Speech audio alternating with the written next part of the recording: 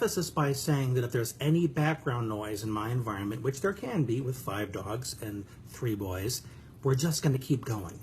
Because as we try to be mindful throughout our lives, life happens.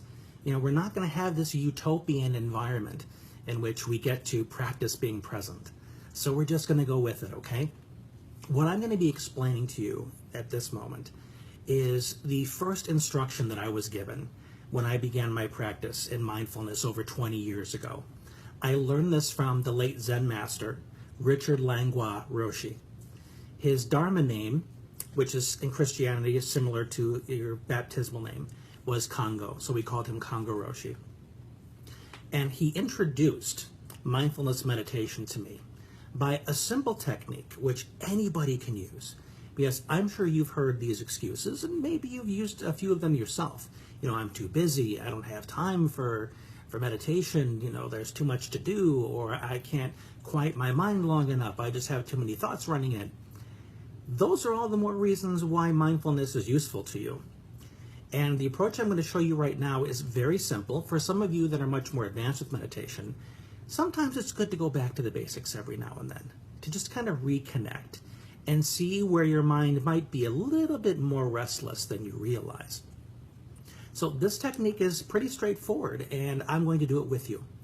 It's a simple counting of the breath. And the way it works is, first, you get yourself in a comfortable posture, an alert posture. You don't want to slump because you want to allow your belly to fill with air.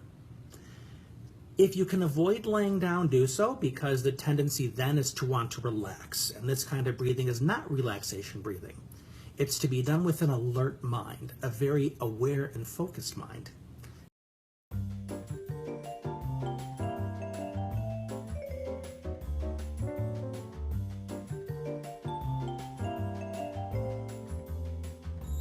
Hence mindfulness, okay?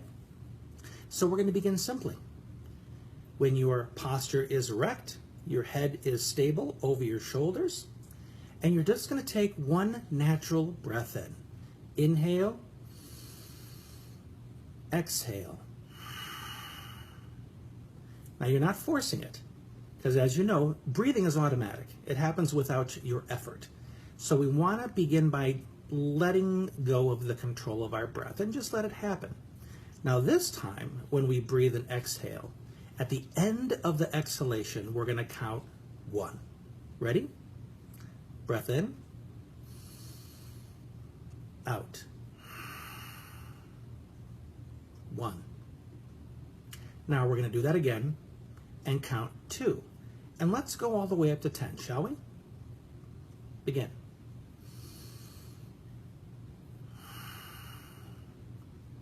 2.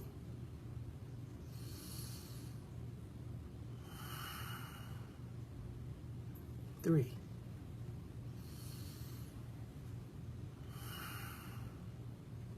4.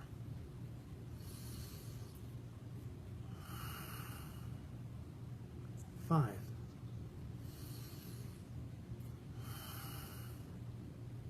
6.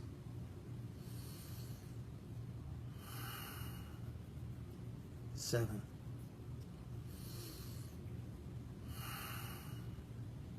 8.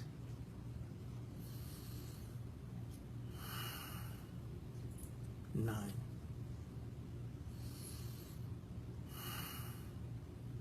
10. Now that's just the first round. You may notice that you find your attention drifting off to sounds in your environment, to thoughts that pop into your head, but you can always bring your attention back to the count. So if you're on 5 and you think, oh, I have to remember to take this with to the office. Okay, back to the breath. 6.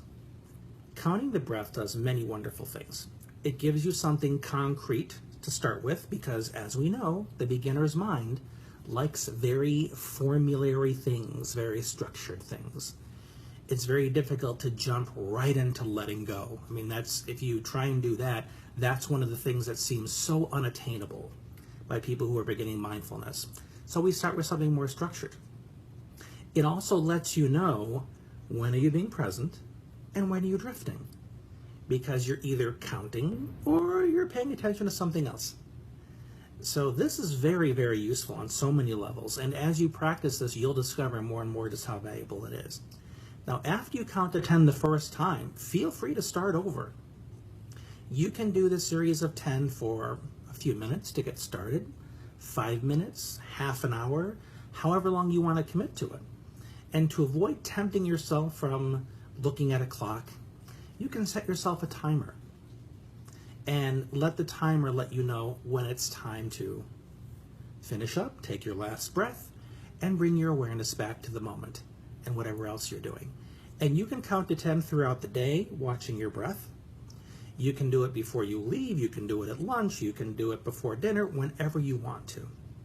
And as you practice this, you're going to find yourself finding it easier to achieve that state of present mindedness and calmness and focus. But this is just the tip of the iceberg, folks. Within my coaching program, I have many, many lessons around more advanced meditation and mindfulness, but this is a wonderful place to begin. So hopefully this has been helpful to you. Feel free to ask me any questions you have about this. I'm here to help. Enjoy this practice, and I wish you much success with it.